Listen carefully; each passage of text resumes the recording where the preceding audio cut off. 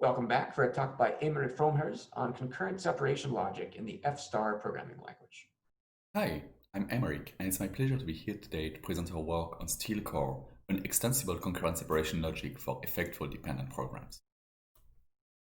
Our goal in this work is to verify concurrent programs, and there has been lots of recent work in this community on this topic, especially on using concurrent separation logic for verification. One of our main success stories is the IRIS project, which provides a comprehensive, expressive logic to reason about concurrent programs.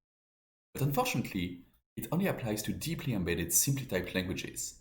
And we really do enjoy dependent types. We really do enjoy, for instance, their use in type theory-based proof assistance, which allow us to combine modular reasoning with strong abstractions and strong specifications. So one question we asked ourselves is, how could we get a concurrent separation logic for a dependent type language? Could, for instance, a shadow embedding work? But it comes with several challenges. The first one is, how do we actually reflect the effect of concurrency in our dependently typed language? The second is, how do we support partial correctness, which is needed when reasoning about programs that might have deadlocks and that might not terminate? And lastly, IRIS provides this very convenient feature to reason about concurrent programs called dynamically allocated invariance. How would we support these things in a dependently typed language? And I'll come back to that a bit later.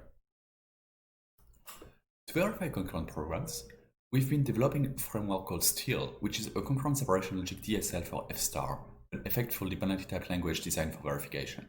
And in this talk, I'm going to talk especially about STEEL Core, which consists of the core semantics and program logic of the STEEL framework. So, at the very bottom of STEEL Core, we have a model of computations using action trees. And these action trees are parameterized by a state type class, which abstracts memory as well as the structure of a separation logic. And for these action trees, we provide an intrinsically typed definitional interpreter. And one of the interesting things about having it intrinsically typed here is that this allows us to reason about it to prove the soundness of our semantics without having to rely on explicit execution traces. We then instantiate this tape type class with a rich concurrent separation logic that we're going to talk about more in detail later. And that provides the basis for our program logic in STEEL. And finally, on top of that, on top of this program logic, we can implement dependently typed verified libraries. Let's have a look at how these different components work, starting with our core semantics. The first step is to define our state type class. What this type class contains is, first, a type for memory, and second, a type for separation logical assertions, SLProp, as well as operators which form a commutative monoid structure over SLProps. And lastly, we need to define a way to interpret the separation logic assertion in a given memory. That is, to decide whether the separation logic assertion holds or not in a given memory, which is this interp function. Once this is done, we can encode computations as action trees parameterized by our state type class. These action trees are indexed by three things. First, a return type, A, which is the type of values returned by the computation. Second, a precondition pre as an SLProp. And lastly, a postcondition post, which is a separation logic assertion dependent on the value returned by the computation. We can then encode computations in a way that is reminiscent of three monads. First, we have two standard nodes, ret, which returns a value, and act, which corresponds to atomic actions seen as computations. We can then define composition of two computations as a node bind. And notice here how the indices of the computations capture the standard rule of separation logic. The postcondition Q of the first computation actually corresponds to the precondition of the second computation. And another very interesting thing here is to look at the type of this continuation of the second computation. You can see here this DV effect, which is a primitive effect in F-star for divergence. What this means is that in this composition, we are actually encoding possibly divergent, possibly non-terminating computations. Lastly, we can define a node par for structured parallelism. The par rule is standard in concurrent separation logic, and observe again how the indices of our computations capture this classic rule. Assuming that the preconditions P and P prime of the two computations are disjoint or can be starred with each other, then we can safely execute the two computations in parallel, finally returning the star of their postconditions Q and Q prime. Building upon these action trees, we implement an intrinsically typed definitional interpreter that non-deterministically interleaves atomic actions. This interpreter, run, has the computation type NST. NST corresponds to non-deterministic, stateful, possibly divergent computations. And what's interesting here is that the type of the interpreter encapsulates the soundness statement about the semantics. If we initially have the validity of a precondition P in our initial memory M, then after execution, we do have that the postcondition Q is valid in the final memory of M1. And here, all of this is done in a partial correctness setting because NST can model possibly divergent computations. Now that we have generic semantics, we need to instantiate our state type class to provide a program logic. The first step is to instantiate the memory type. And for this, we're going to remain standard and consider memory to be a map from abstract addresses to type references. We can then instantiate our separation logic. And the first step is to provide standard separation logic connectives such as star, magic wand, conjunction, quantification, and so on. But we're also providing points to assertions, which are indexed by partial commutative monoids. Partial commutative monoids have been studied extensively in the literature and used to encode a variety of things, such as, for instance, sharing disciplines. And lastly, we're also going to provide dynamically allocated invariants associated to separation logic assertions. And that's what I will present next. We will consider named invariants, where the name will be encoded as a natural number. And we will also have this proposition, which is here this squiggly arrow, which states that a specific name is associated to one specific separation logic assertion P. And so in STIL, a named invariant is going to be this association of a name with this refinement that its name is actually associated to one specific separation logic assertion. And what's interesting here is that these invariants are just values. And as such, they are freely duplicable and they can be shared easily between threads. Now, to dynamically allocate invariants in STIL, we provide this function newInvariant, which takes as an argument a separation logic assertion P.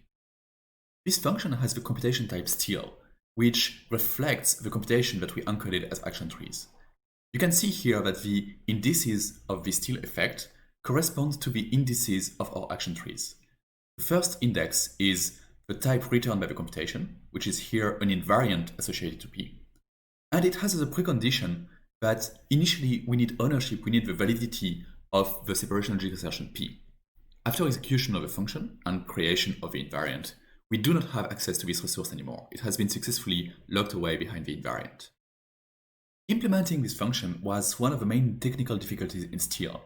The code is actually fairly involved and relies on things like a monotonic state. If you're interested, I invite you to go read the paper. Now that we defined invariants in STIL, how do we actually use them? The core idea of an invariant is that it has to hold at all times. And because of that, only atomic commands can access invariants as long as they restore them after execution. So what is an atomic command in STIL? Well, first, all atomic actions are atomic commands. But their possible composition with ghost computations is also considered to be an atomic command, because these ghost computations are computationally irrelevant. They will not be actually executed, and hence they can safely be considered atomic. And to separate atomic computations from regular STIL programs, we define a new effect, STILatomic, as a sub-effect of the STIL effect. And you can see it has many similarities with the STIL effect. It still has a return type A, as well as a precondition P and a postcondition Q. But it also has this additional index isGhost, which indicates whether the computation is ghost or not, and allows safe composition of atomic commands. It also has an additional index that I will omit for now. Now that we have this effect, we can define an invariant handler which takes as argument an invariant I associated to an SSL prop P and a function f. And what this handler says is that if f is an atomic function which accesses P but also restores it after execution, then we can safely open the invariant, execute f, and then close the invariant again. And because of that, we can give a signature that does not involve P in its specification anymore. In practice, the last index of the STILatomic effect I was mentioning is a set of currently opened invariants. And the reason is that even though invariants are duplicable, the separation logic assertions that they protect might not be, so opening an invariant several times might actually lead to unsoundness. And so that's what Steele core consists of. We provided two effects, Steele and Steele atomic, which reflect the effect of concurrency as defined by our semantics in F star. And then on top of this, we instantiated a program logic with a memory and a rich concurrent separation logic containing standard connectives, as well as a PCM-based memory model and invariance. And we also provide a variety of actions, such as, for instance, an atomic compare and swap, which allows us to operate on memory. Now, we can actually use the Steele framework to implement verified dependently typed libraries, such as, for instance, a library for spinlock. And there is no reason to stop here. On top of spinlock, we can use the spinlock interface to implement new libraries, such as, for instance, a library for fork join operations or a library for channel types. Channel types are a lightweight version of session types. The idea is that to each channel, we're going to associate one protocol P.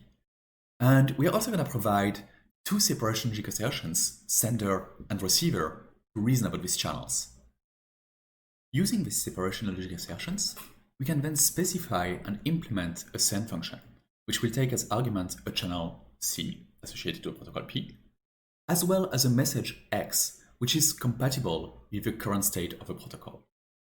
And so what the signature of this function states is that if we initially have send permission on this channel C, and the channel is currently at a stage where cur remains to be executed, then we can indeed send this message, and we then get a send permission on this channel where the protocol advanced one step after executing X. And so we can define the dual version of this, which would be a receive function. Using this library, we can now specify and implement dependently typed protocols, such as, for instance, this simple ping-pong protocol. What this protocol says is that we are first expected to send an integer on a channel, and we're then going to receive a new integer, which is ensured to be strictly greater than the one we sent. So this is the specification of our protocol. And we can now implement a client version of this protocol that takes as argument a channel which is ensured to follow the ping-pong protocol. So we first send a message on a channel, which we here pick to be 17. We then receive a new integer, and since the channel is expected to follow the protocol, we can prove that this integer is actually strictly greater than the one we sent, which here is 17. And what's really interesting is that all of this verification is done here statically by virtue of type checking. If we are, for instance, to start our client implementation by trying to receive a message, verification would fail because the protocol states that the first action has to be a send. To conclude in this talk, I presented the core semantics and program logic of Steele, a shallow embedding of concurrent separation logic in F star, a dependently typed language. The Steele program logic has a memory model which is based on partial commutative monoids, and it also enables concurrency reasoning through dynamically allocated invariants. All of our development is mechanized in about 11,000 lines of code in F star, and it comes with a stack of verified libraries which is growing every day. Our hope with the Steele framework is really to provide a full-fledged dependently typed programming language, which should be useful for verified, concurrent, and distributed programming. All of this being built on top of a low-level memory model, and with an extensible program logic which is expressed in and embedded within F star. During this talk, there are many details of our work that I didn't mention. First of all, our semantics are actually much more complicated to enable support for also reasoning in a style akin to implicit dynamic frames on top of separation logic. Second, we also allow reasoning on references using monotonicity and preorders. And lastly, we provide several more libraries. First of all, we provide the spin logs and fork join libraries that I mentioned, and we also model log coupling lists as well as counters with local states using closures over SL props for the latter. If you're interested by any of these things, I invite you to go read the paper. Thank you for your attention.